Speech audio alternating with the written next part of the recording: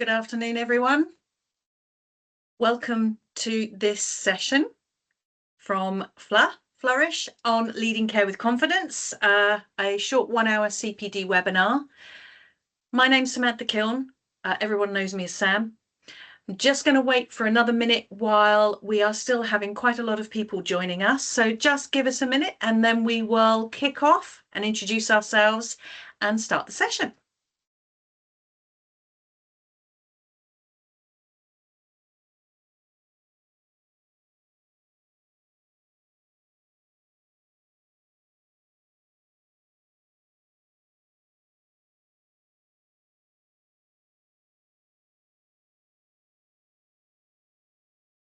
Okay, so first of all, as I said, welcome. My name's Sam. I am the Leadership and Digital Skills Manager for Flourish, which means that for my sins, I'm in charge of our licensed delivery of the Skills for Care leadership programs. And with me today, I have one of our very, very experienced trainers, Richard. Richard, I will let you introduce yourself. Thank you, Sam. Hi, everybody. My name's Richard Mills. I am a social care trainer, a facilitator of leadership programs. I'm a qualified assessor. I'm also a qualified wellbeing practitioner, stress management practitioner, and actually, I've also got a psychotherapy qualification, which is just a little sideline, really. But I've been working in social care for 29 years this year, I think it is. My background is in working with people with autism and learning disabilities predominantly. I've also worked with people who have mental health challenges as well. And in the most recent kind of part of my career in social care, I've been working predominantly in leading programs for leadership and management. And that's what I've been doing effectively for the last 7 years. Pretty much every week and often several times a week. So that's a little bit about me. Thank you, Richard. Crikey, you were much more in depth than I was. I would just say that I do have my Cert Ed, so I am qualified as a teacher and spent sort of nearly 17 years in the NHS before I joined adult social care 3 years ago. So and also a leadership qualification under my belt as well. So we do have an idea of what we're talking about, people. So what we're going to do today, let's just take you through what's going to happen today. We won't be taking questions during the session because we are doing this webinar as a CPD conversation between ourselves, going over some topics, and we'll introduce that in just a second. We won't be monitoring the chat box. However, we do have some support from our Flourish marketing team who will be managing the chat box for us. And there will also be a QR code at the end of the session, just so if you've got any questions raised from the session, or if you want any more details about anything from Flourish, you can contact us and then we'll contact you back after the session over the next day or so, and we'll get round to everybody that way. So apologies if you're expecting to be able to answer questions today. It's just we are expecting quite a lot of people and we realise that we probably won't have time to respond to everybody individually. So as I said, we have a poll at the end of the session, which includes a couple of questions and some feedback. And let's crack on. So the first thing we're going to take a look at is a couple of percentages, funnily enough. A Gartner survey, and we've got some notes, but a Gartner survey had a look at the confidence gap, and it was the 50% confidence gap. So this survey revealed that only 50% of leaders feel confident in their ability to lead their organisation in the future. So saying that, if only 50% of leaders feel confident about leading into the future. Richard, what do you think that says about the pressure leaders are under right now? Yeah, thanks, Sam. I think it says a lot about the pressure that leaders are under. It's very, very clear. You know, I speak to leaders in social care, you know, several times a week, you know, doing programs and facilitating programs. It's very, very clear that a lot of leaders in social care feel like under a huge amount of pressure, the overwhelm of the workload. It's very obvious that in my experience, and that will I think inevitably can have an impact on confidence.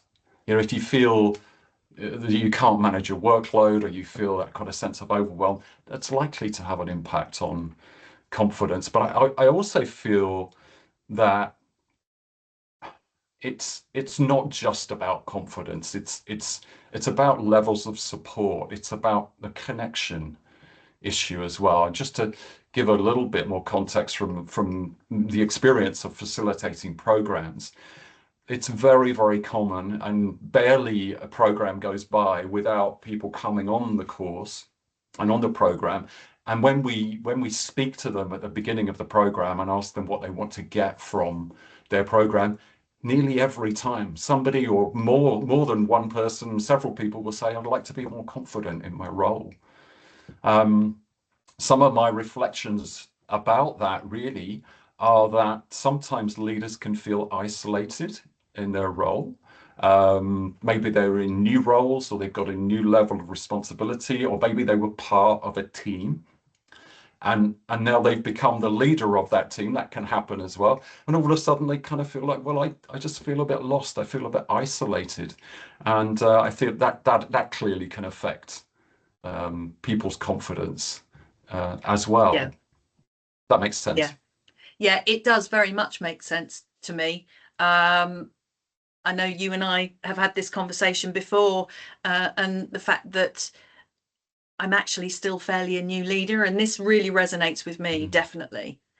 Okay, so should we go through what's coming, what topics we're going to cover today? I just felt to ask you something, Sam. As you just mentioned, that you're quite new in leadership yourself. What helps you to feel more confident? Talking to people.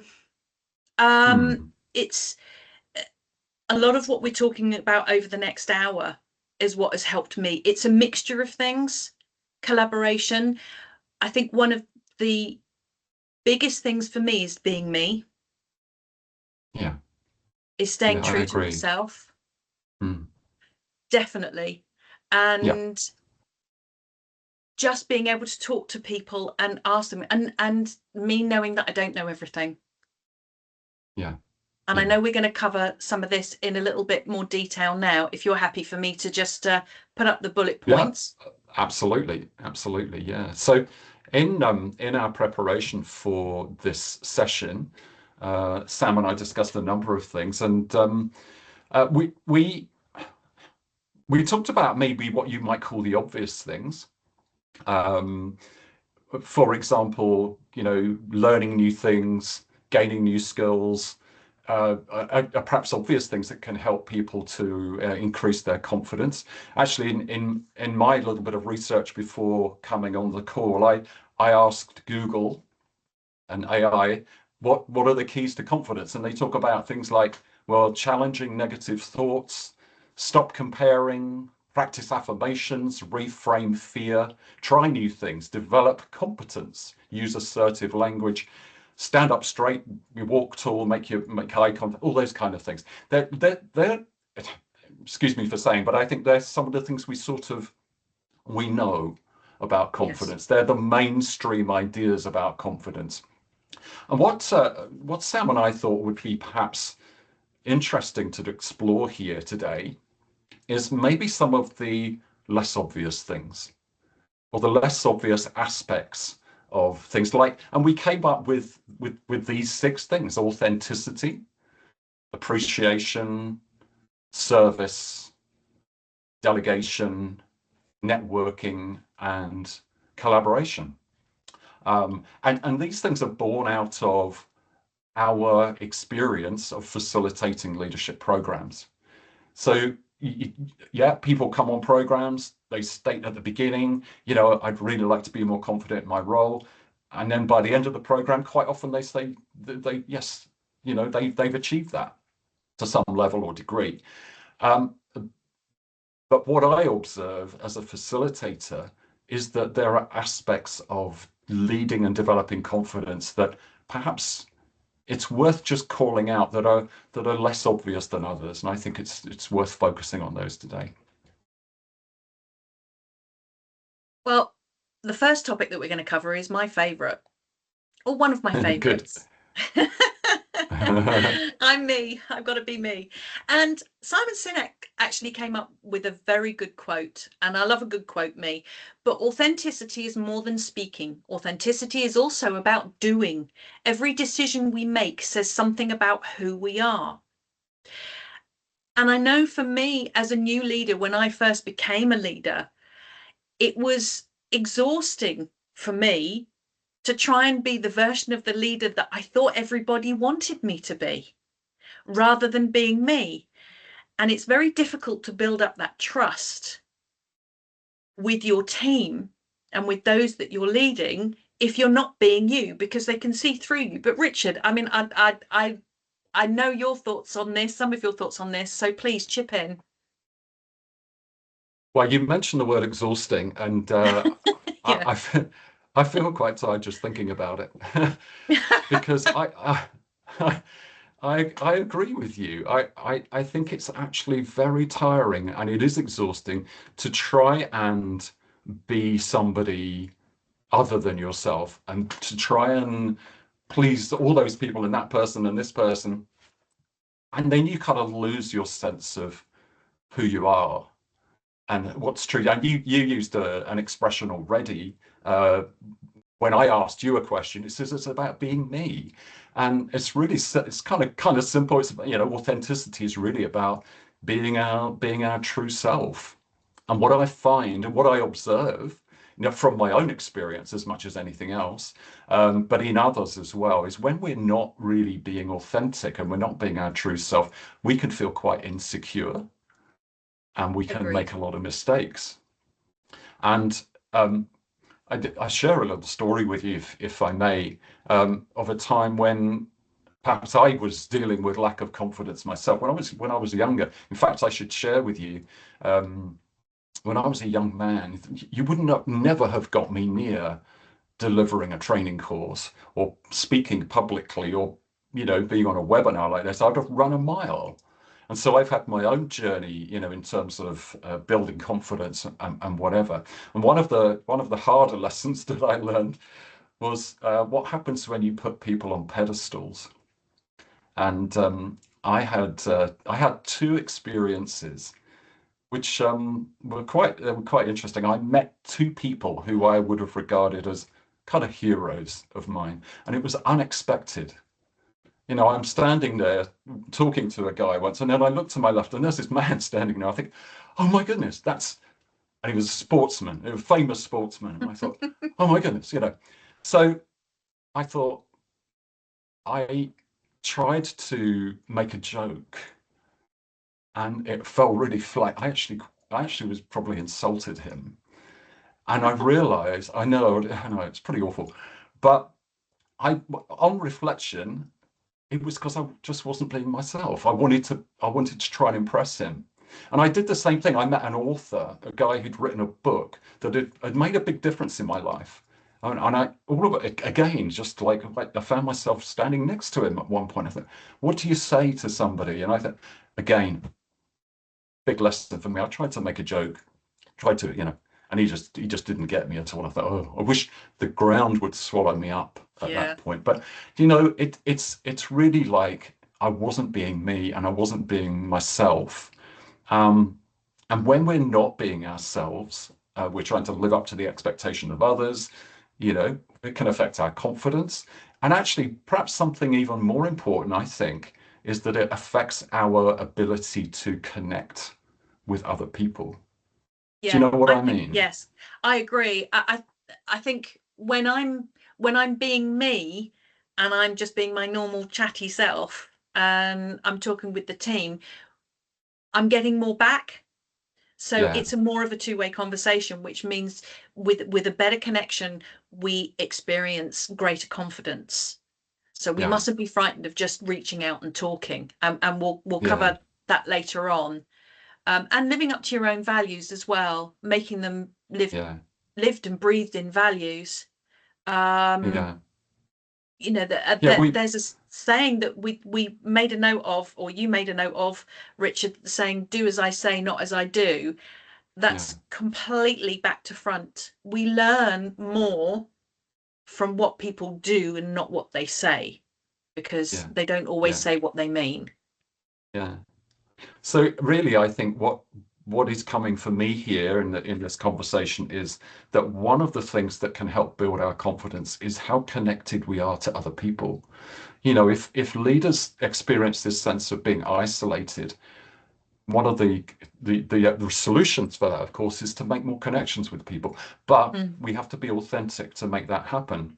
Yeah. And in one of the programs that I facilitate, we do an activity around this. It's a very simple thing where people just spend a little bit of time in a group, maybe of 2 or 3, and they just share something about themselves that is, you know, meaningful for them. Then and regularly, when you know we get feedback about that, saying, actually, I just feel more connected to people when they're being authentic. And of course, the opposite is true then. If not being authentic leads to disconnection from others, Yeah. reduction in confidence, and that's that feeling of sort of isolation, really. Yeah. And Mm. okay, so before we move on to appreciation, there's just something else that I just wanted to say here. Now, I know we're not answering the chat today, but for everybody that's on this webinar, if you feel you want to, write something in the chat box that is important to you personally. So that's authentic to you. Write something authentic about you in the chat box, and Richard and I can have a look at these later.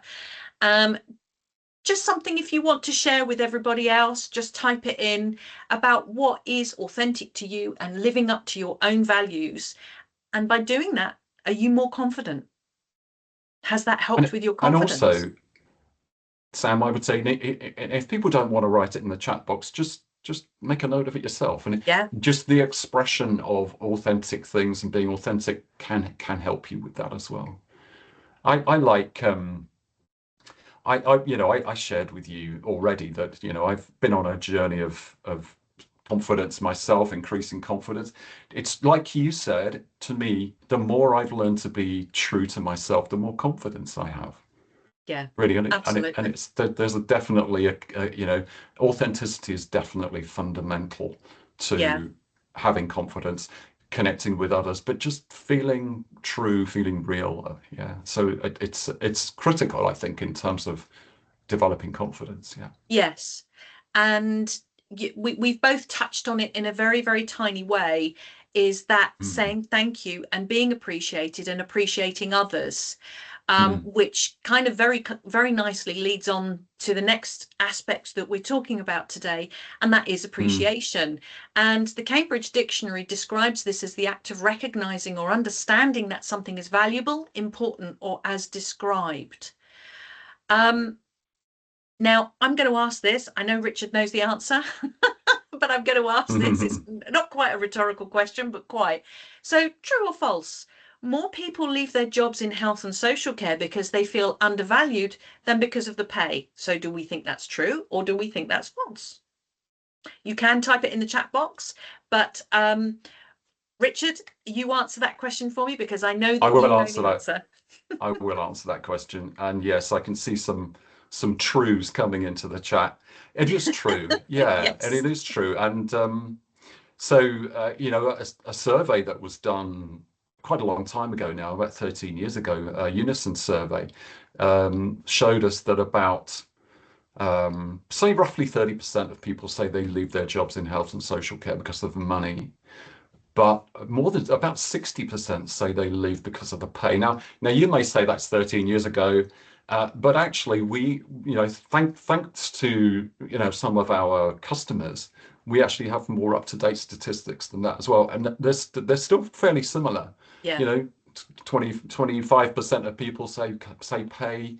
Um, people like to feel valued and appreciated. And there's a direct link here to me between appreciation and confidence.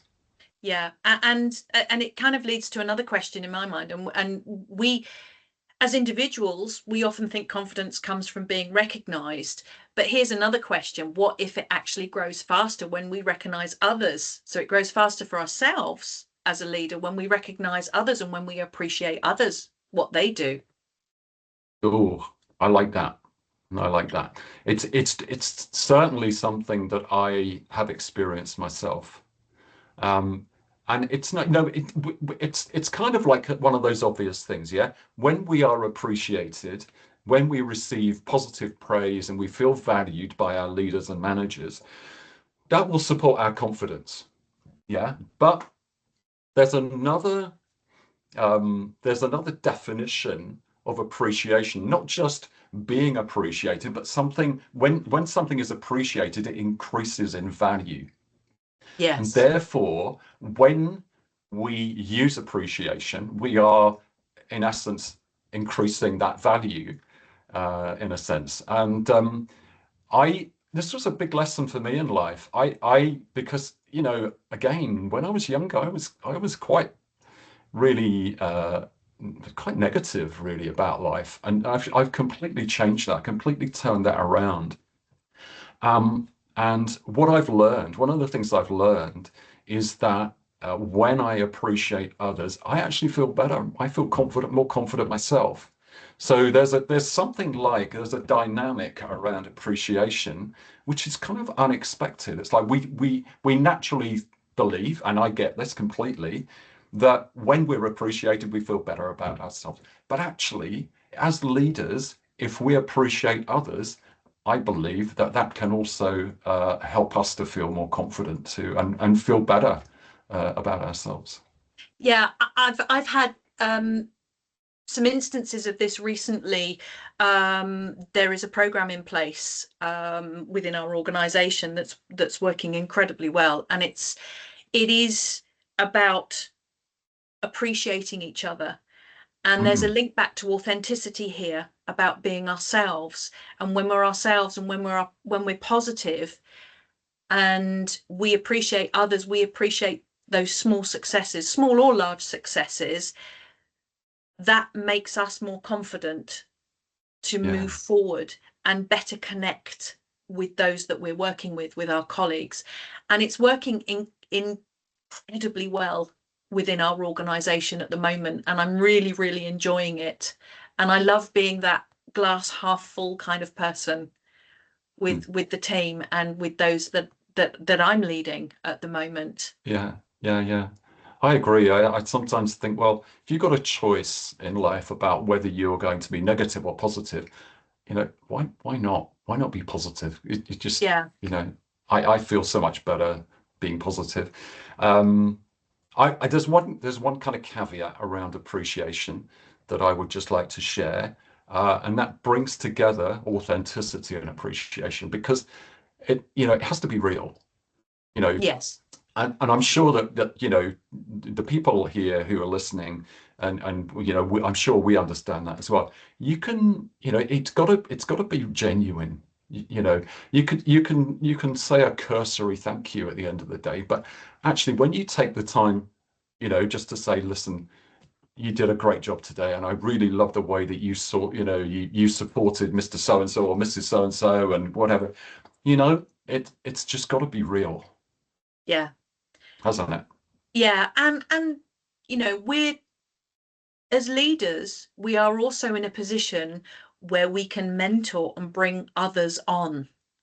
And we're empowering others. You used that word with me the other day, empowerment. And I think Mm. that brings us nicely on to the next area that we're covering, which is service. And Nelson Mandela, wonderful quote. I love this quote.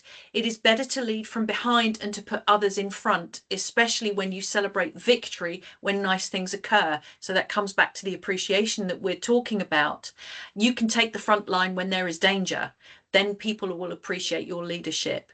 So it's leadership as service and being confident as a leader to put others forward and empower others. So it's kind of like there's a question. So what has service to others got to do with confidence? Um, how does this boost our confidence as a leader if we're serving others? And there are different types of leadership. There are leadership models and things that you can look at as part of learning about leadership. But it's so, Richard, I'm going to play devil's advocate here. So what, in your opinion, what has service to others got to do with confidence? I know how I feel about it, but what do you feel about it? Yeah, I think I'm just going to just share another quote that's not on the screen, which is from the Industry Leaders magazine. It says, "Service leadership is a leadership philosophy built on the belief that the most effective leaders strive to serve others rather than accrue power or take control." And there is this thing known as servant leadership. But just to be really clear, because there are some misconceptions about what service really means. Service does not, to be a servant does not mean to be subservient. It does not mean to be under somebody, or that the person you're serving is above you. It's that pedestal thing again. And something that I get from that is that when we put people on pedestals, we create a separation from them. They're up there, we're down there, or we're up there and they're down there. Yeah. And for me, one of the key things about this is that there's no connection, because in order to truly have that connection with people, there's got to be this kind of concept of, well, it's not a concept, we know about equality, equalness, being equal with. And something I've observed in leaders is when they truly understand this, and when they truly understand that they are equal to the people that they are managing and leading, that there's great strength in that, because you kind of feel this big team around you and you're part of it, you're with them, you're part of that equalness in a sense. And then, of course, because, and as we've already started to explore, those kind of connections can support you to feel more confident. You feel less isolated. You've got Yeah. people around you. So for me, it's something that I've actually seen work really well.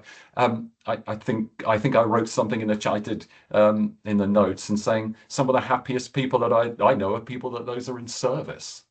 They Yeah. focus on what they can give, not what they can get. And it kind of, I don't know if you know what I mean, it kind of takes the self out of stuff. Yes. And when Yeah. it's yeah, do you know what I mean? Yeah. Yeah, there's an expression, and I mean, there's no I in team. I have no idea Yeah. who said that. So somebody will probably Google it now and put it in the chat. But it's something that's I've known since I was fairly young. There is no I in team, and there isn't. When you're working with a team and you're leading a team, you are a team. And we're going to touch on a couple of other aspects of that in just a minute. But it's, Richard, and you mentioned this to me the other day, and I know we have it in our notes, is humility. Service is also humility as well. Don't bluff it.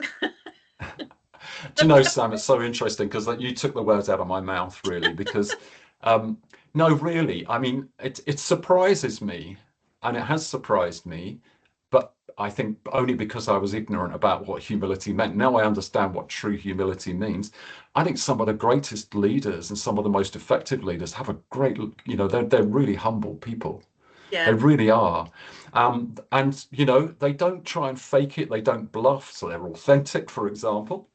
And they don't put this immense pressure on themselves to think, right, I'm the leader. I've got to know everything. I've got to know all the answers. And do you know, Yeah. Sam, I did, when I started teaching 20 years ago or more, I used to put huge pressure on myself to think, what happens if I don't know the answer? What happens if I don't know? And you probably know this yourself. Oh, I do. Sleepless nights, waking up in the night, going, oh, I don't know. And then you Yeah. come to a point, or I came to a point where I thought, well, why don't I just admit it? Why don't I just let myself off that hook and be humble enough to say, actually, do you know what? I don't know everything. Yeah. And what I find happens then is I'm much more relatable, I'm much more authentic, people can connect with me, and people can then listen to me. You know, it's very hard to listen and hear somebody who's not being authentic, not being real. Yeah. Yeah. Yeah, Agreed. It's interesting because when I started my leadership journey, and literally overnight you go from being one of the team to leading the team, yeah, and it's like overnight I'm putting pressure on myself. I need to know everything, mm, because people are looking to me for the answers. mm, And it is very isolating. You mentioned that earlier, and it's very isolating to feel that. And a lot of yeah. new leaders feel that, and dare I mention the words imposter syndrome here. Um, but it is, it's like, oh, Yeah, crikey, I don't know.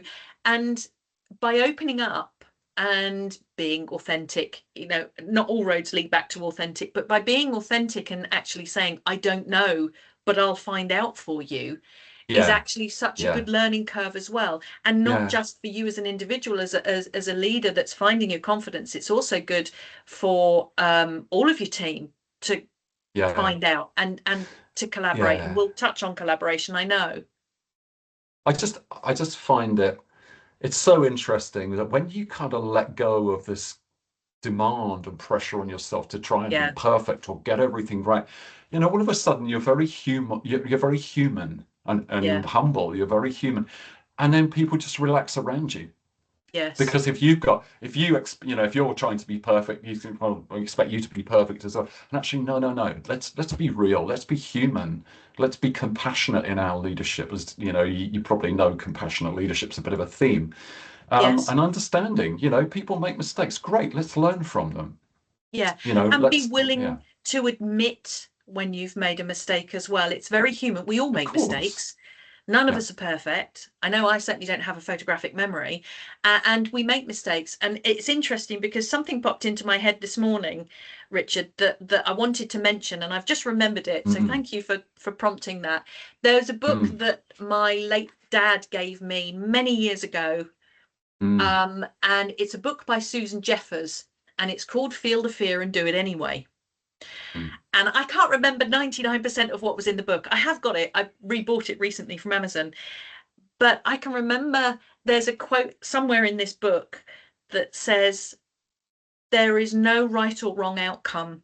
There's only two different outcomes. One is desirable and one isn't. And it's words like that. But Yeah. actually, something like that, and going by being going into service, and by serving, and just letting yourself be you and letting yourself make mistakes.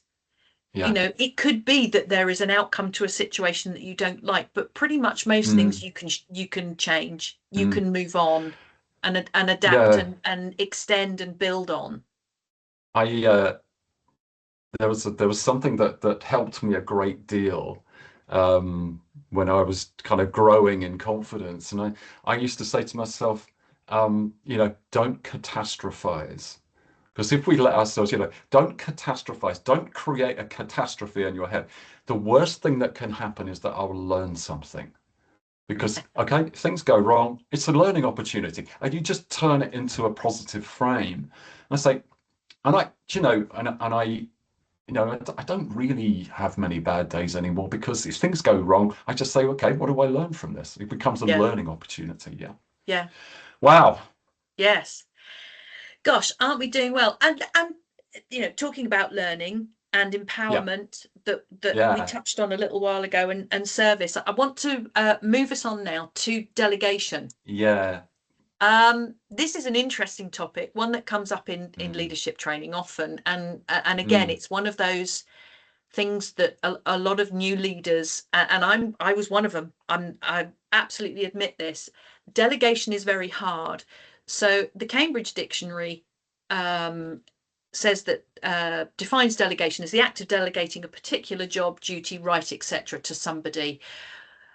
And again, definitely, as confidence grows, we will understand, and leaders understand, the power and the purpose of delegation. And I feel quite mm, passionately about this because when I became a new leader, I've gone from doing it all myself to now delegating to others. And there is a mixture of, am I uncomfortable because I'm seeing it as offloading onto somebody else rather Yes. than Yeah. investing in them. Yeah. So, Yeah. um, Exactly. and I think for me personally, it was probably one of, if not the hardest part of my new role was Mm. to learn how to delegate and learn how to delegate effectively. Um, and there is a direct link for me between delegation and Mm. confidence. Yeah, do you know, Sam, I regularly say on leadership programs these days, make friends with delegation, because and that's my personal experience. We have to make friends with delegation. And one of the things I think is necessary to do is to stop thinking of delegation in the terms that you've just described. I'm palming my work off on somebody. No. And it's not about saying, do this, do that, which is kind of like a bit of a perception we get. It's the old kind of like Yeah. sergeant major, matron kind of thing, tells you what to do and you just do it. And they kind of think that's what delegation is. But actually, why don't we make friends with delegation? Why don't we see it for the opportunity that it is and the responsibility actually that delegation is for a leader? Because actually one of the biggest responsibilities for any leader is to develop their team and get the best out of them. And Yeah. when you see that, I mean, for me, that's one of the joys of leadership, is to say, actually, I love in my life, I love to see people grow, and I love to see people enriched and nurtured to be more. That's my real kind of passion in life. Yeah. And if you use delegation in a way that is appreciative, to bring in appreciation to it, it can actually be a very different thing. And so, for example, these are my words that I wrote. Rather than saying do this, do that, you say, hey, I'd really welcome your support with this. You'd be great at that. You'd be Yeah. great at this. And I you really like couch that. it, you couch it in an appreciation. And Yeah. and people feel like they're being blessed by your delegation. But really, it's got a lot to do with how we do it rather than how we express it, the words that we use. And honestly, there's a thing called appreciative leadership, which means seeing the potential in people, seeing the potential that people have, and making it your duty, your responsibility to actually get that out of people and say, look, I want to get the best out of you. And, you're great at this. You really are. Yeah. And yeah, how you say it is, Yes. is really nice. Danielle has just Absolutely. put in the chat. Thank you, Danielle. Yeah, Yeah. yeah, Thank you. yeah. That was timely. And I'm biased about learning. Of course I am. I'm a trainer, but learning new things, and this ties in very well with delegation Mm, and learning and training, where we learn new things, sometimes by trial and error, sometimes it's, we've said about making mistakes, and we are growing and we're developing not only ourselves but those that we're supporting. And there's also mm, the words that spring to mind here also are coaching and mentoring and yeah, supervising. yeah, That's part of delegation as well, and it is a key factor in our well-being, both as an yeah. individual who is being Yeah, it delegated is. to and who are delegating. It's like, well, I can Yeah, delegate. Somebody's doing really well at, somebody might be better at me at doing a particular task, marvelous, yeah. I'm bringing them We on. we're designed. Human beings are designed to learn, to like designed Yeah. to grow. And if we don't fulfill that in our lives, then something will be lacking. Yeah. So for me, there's a direct relationship between learning and growing and well-being. And you can then say, okay, as a leader, it's my responsibility to see that the people that I'm managing are growing. Yeah. Are they really? And feeling Yeah, valued, that's of course. valued. It is that empowerment. I think we're probably going to keep using that word today, but it is being empowered and empowering others Yeah. So as people, you're well. right. People do feel valued A lot of people I talk to, actually, when I say to you, what do you feel? So you turn the tables on the conversation. You say, okay, what do you feel like when your manager delegates something to you? And a lot of people say, actually, I feel valued by that. I feel Yeah. supported by that. I feel like they trust me. I feel Yes. like, it boosts my confidence to do that. So, make friends with delegation. It's not the Yeah. big bad beast, the big bad No, wolf that we think it is.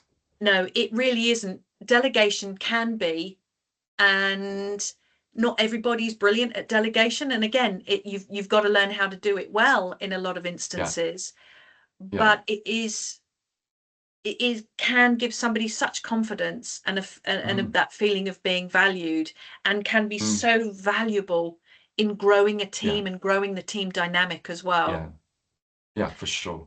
Like have a culture of, appreciation, a Culture. culture of value, a culture Yes. of learning. Anyway, let's not talk about culture because we'll be Culture. here for No, we're not hours, talking about culture today. That's for another day. Everybody, if when you're feeding back, if you want more on culture, let us know. We like talking about it. Um, and talking. Let's talk about talking. Okay, I'm trying to Talk segue about nicely into talking. this one. I'm not doing too bad so I far. got it. I got your segue. Yeah.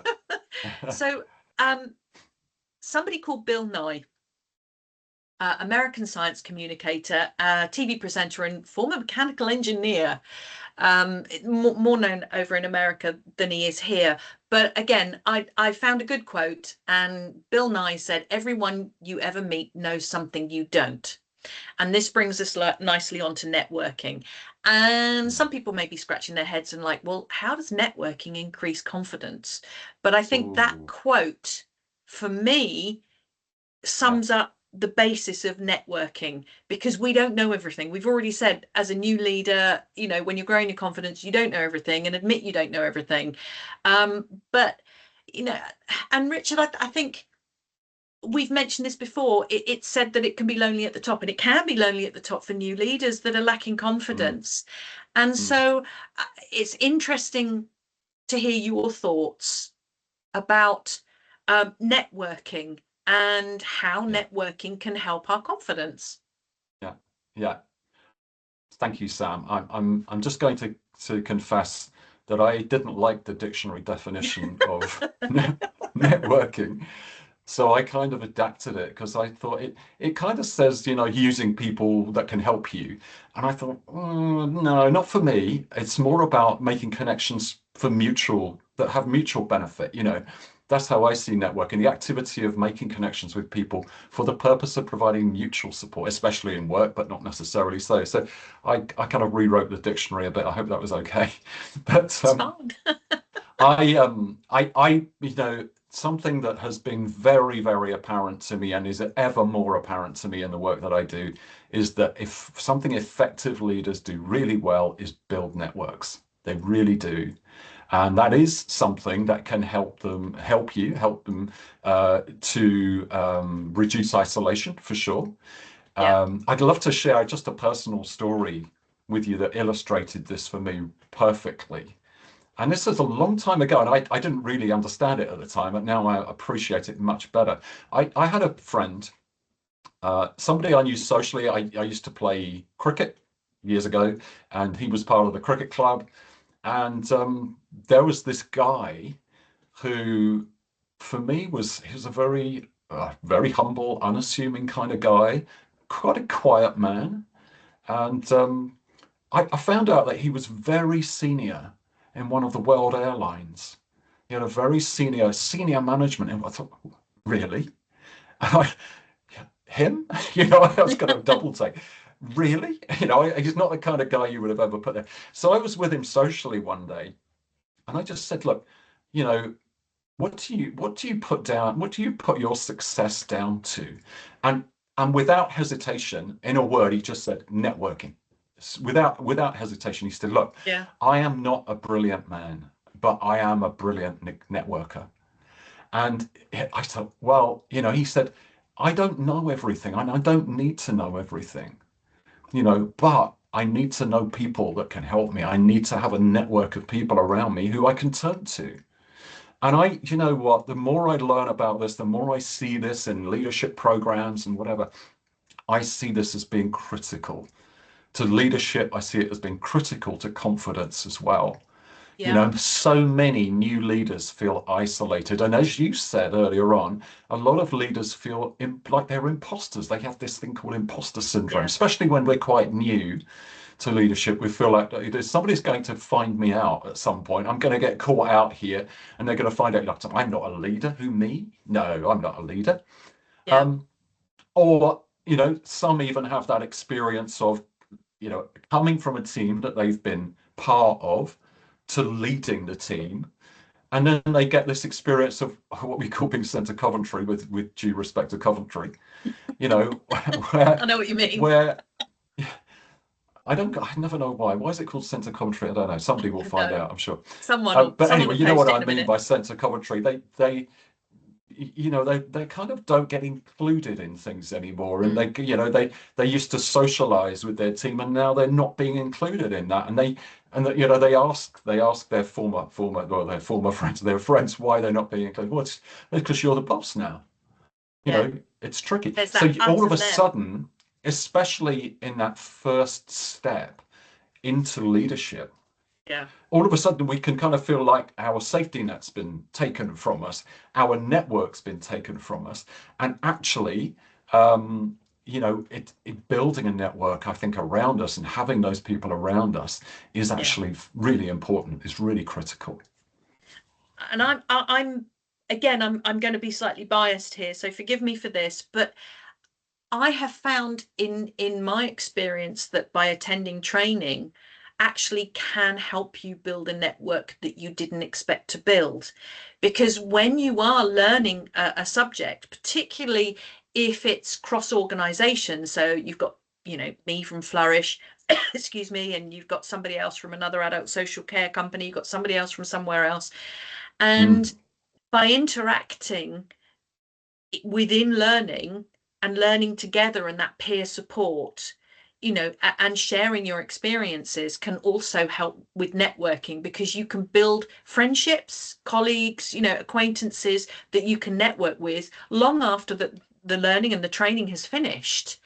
And that's mm, also networking, and that can actually help you as an individual yeah, to create that confidence, because they yeah, may share an experience that happened to them recently and you're thinking, oh crikey, I've got this going on at the moment and I've had no idea how to cope with it, no yeah, idea how to yeah, solve it, and somebody else yeah, may be able to give you help with that, and that's yeah, of networking as course. well. And you know, there's something very fundamental here, in my view, just something very human, in that we are actually designed to be connected with each other Yeah, rather than isolated from each other. You know, this is a very personal thing for me. I I hate that feeling of being isolated. I really don't like that. I love to make connections. It's one of the real joys of life for me, is connecting with people, is saying, you know, do you know those situations where, and I can think of one. I went to a local care home, and I because something I do voluntarily just a couple of times a month is I do a singing related activity in a care home.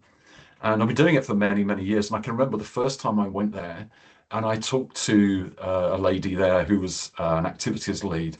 And she said, I'm sure I know you. I'm sure I've met you before. And I kind of thought, well, no, I haven't. But what she was expressing was, there's a connection here. And it's yeah, like, this is a very, very human thing, is our kind of innate need, a desire to be connected with each other rather than isolated, you yeah, know. And I think it's a very, you know, it's a very, for me it's evident anyway. I won't speak for other yeah, people, but for me it's very evident that that is important. yeah. And Yeah, I think this brings us nicely on, because there is a almost there's an overlap between networking and what we're going to talk about now, which is collaboration. And they are slightly different, but there are similarities and there's overlapping, and they both, I feel, will help with an individual's confidence. And somebody that's new to leadership or is reconnecting with leadership may may need a little bit of help with the leadership, again, because they've been leaders for a while, it's just nice to have that reminder, that sort of like refresher, oh yeah, moment, which we have. Mm, It's good to have. mm, And in with collaboration, so you've got networking and you've also got collaboration, and you've got that coming together. So Henry Ford Motor Companies, by the way, coming together is a beginning, keeping together is progress, and working together is success. And I like that quote because, again, it's moving you away as an individual from isolation. mm, We're working together. We're working together as a team. We're collaborating. We're bringing on aspects of an individual's expertise, and coming together to make the best of that as a team. mm, Um, and this is what I like about collaboration. It's another one of my favorites mm, because I don't know everything, but I've got colleagues in my team that are brilliant at writing assessments. I'm not the mm, best person at writing assessments. I can write an assessment, of course I can, but I'm not the best at it. So you're bringing together, you're collaborating to get that end product out, or whatever you're trying to do. We're not alone, and we work together, and we use individuals' expertise to get mm, that finished product, whatever it mm, might be. mm, mm. Do you know, Sam, just reflecting over the actually just over 7 years now I've been facilitating leadership programs.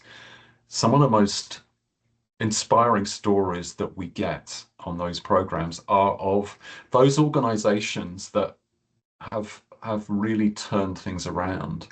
Mm, And there are, there's quite a few, examples of organizations that have been the subject of whistleblowing or serious case reviews, or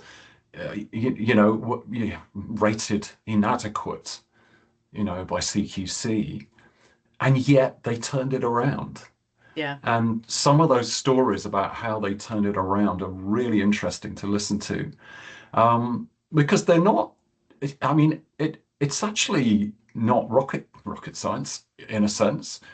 They just put these things into practice. And one of the things that I've heard many times is that those organizations started to network better. They started to collaborate better with people. They turned their culture around by communicating well with others, and not kind of having this isolationist kind of view, like we should be able to do this ourselves. Actually, do you know what? We tried that and it didn't work. Now let's be much more inclusive in our culture. And one of the things they often do is that they seek more from their staff teams in terms of inclusive co-production style yeah, working, where they say, look, and there's a humility in it. Look, okay, we need to turn this around. We may be the leaders of this organization. That doesn't mean we have to have all the answers and all the ideas. The ideas can come from anywhere, and they make a much more inclusive culture, a much more collaborative culture within the organization and then beyond their organization. yeah, And for me, and I say this many times, I think really the future of social care will require us to work more closely and collaboratively. I mean, to be honest, that's already happening in places, and you see it working.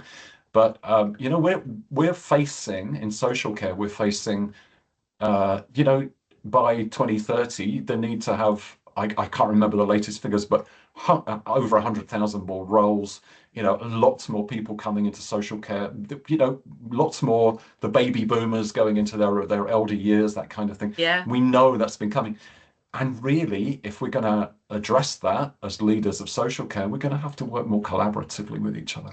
Yeah, absolutely. I mean, having worked in healthcare for so many years and now in social care, it is definitely the drive to work together more and have that more joined up care.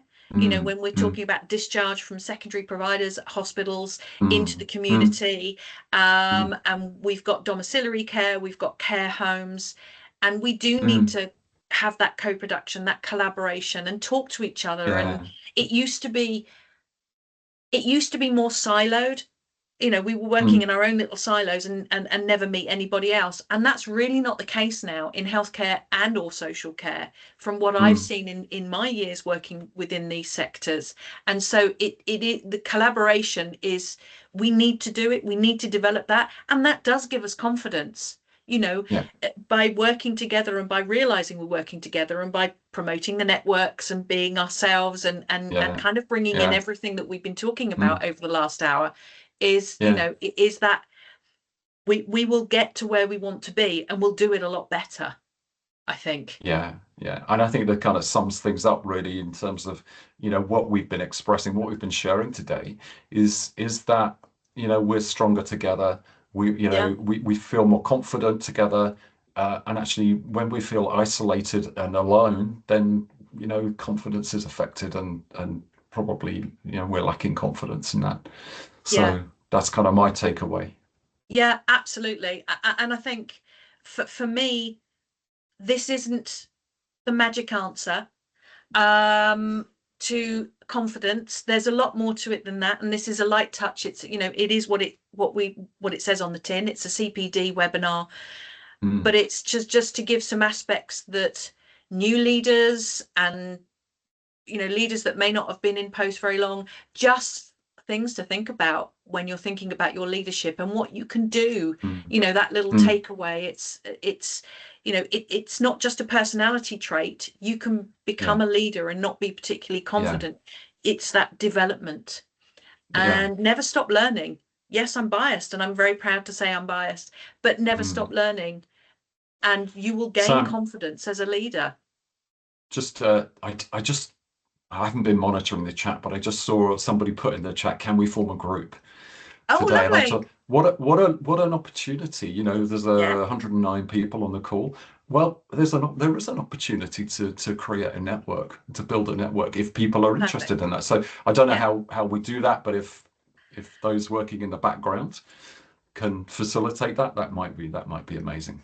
Yeah, if people want to form a network, it's a lovely comment. Thank you very much, whoever put that in there. If people are happy to become part of a network and happy to share their email addresses as contact, we can certainly take that up with our marketing team who are supporting us today, and get in contact. Why not? I don't see why not. I'm sure we can work something out. So say yes if you're happy to do that in the chat, and we will take that up afterwards. Now, we've only got a couple of minutes left, and I don't want to hold anybody up. So we have been talking about leadership training today, and this is a CPD webinar, but it could be, if you're joining the call and you haven't had any leadership training, you're finding yourself, you are now a team leader, or you're becoming a new manager, or you're looking at becoming a new leader. Um, Leadership training and training and continuous learning, or CPD, continuous professional development as we call it, is a very important part of this and gaining confidence within your new role. And there's a couple of stats on, there's a stat on this slide that we're showing you at the moment. Over 90% of services rated good or outstanding for being well led by the CQC were also rated good or outstanding overall. And being Mm, well led is about, it covers a whole range of things and a lot of stuff we have not covered today. But being well led is one of our leadership programs that we do along with Lead to Succeed, and it incorporates some of what we've talked about today and a whole lot more. And I'm not going to push it, I'm not being salesy here, but whatever leadership training that everybody wants to embark on, if you haven't already, Google it, have a look at it, and see what you need for you. But also, if you need some advice, you are more than welcome to reach out. And I'm going to put a QR code up on the screen in just a sec. And just bear in mind as well, leadership training within adult social care is fully funded. It's funded through the Learning and Development Support Scheme. Skills for Care have got some details on their website. So by all means, go ahead and Google that. There are 3 leadership programs that we at Flourish deliver under license for Skills for Care. We're one of their accredited training providers, of which Richard and I are 2 of the trainers, but we also have a few more. Lead to Succeed is what we would say is a good foundation. It's about upskilling. You can read it on the screen. Well led also provides opportunities to explore real life issues and challenges, and gives examples of what well-led looks like in a good or outstanding social care service. Remember those stats from the slide before. And then we have a third program as well called Leading Change Improving Care that you'll hear us all say called LCIC, and it helps health and social care professionals implement change. Change can be a huge bash to your confidence, to put it bluntly, and this helps navigate that. So last of all, if you've got any questions, as promised at the beginning, we have a QR code here. The webinar will also be available on our Flourish website.